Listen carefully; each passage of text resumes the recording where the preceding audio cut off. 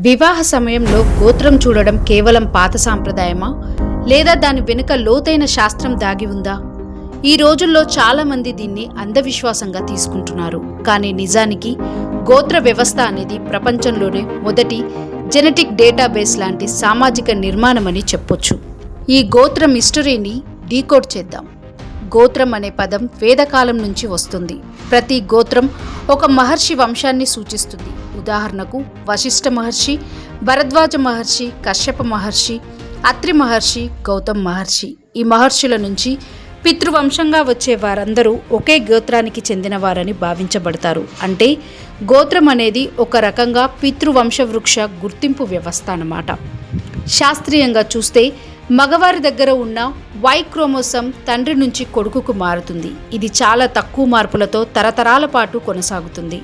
అదే వంశానికి చెందిన మగవారిలో వై క్రోమోసోమ్ ఎక్కువగా సారూప్యత చూపుతుంది. ప్రాచీన ఋషులు మైక్రోస్కోప్ లేకుండా కూడా ఒక గొప్ప సామాజిక నియమం పెట్టారు.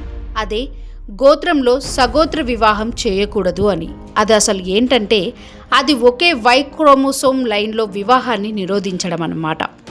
శాస్త్రంలో దీనిని ఇన్బ్రీడింగ్ డిప్రెషన్ అంటారు. అంటే ఒకే కుటుంబం వంశంలో పెళ్లి చేసుకుంటే రహస్యంగా ఉన్న రెసెసివ్ జీన్స్ బయటికి వచ్చే అవకాశం ఎక్కువ. దీనివల్ల జన్యు వ్యాధులు వచ్చే ప్రమాదం పెరుగుతుంది. ఉదాహరణకు యూరప్లోని ప్రసిద్ధ రాజవంశం హౌస్ ఆఫ్ హ్యాబ్స్బర్గ్. ఈ రాజవంశం తరతరాల పాటు దగ్గరి బంధువుల మధ్య వివాహాలు చేసుకోవడం వల్ల హాబ్స్బర్గ్ జా వంటి జన్యు సంబంధిత వ్యాధులు పెరిగాయి.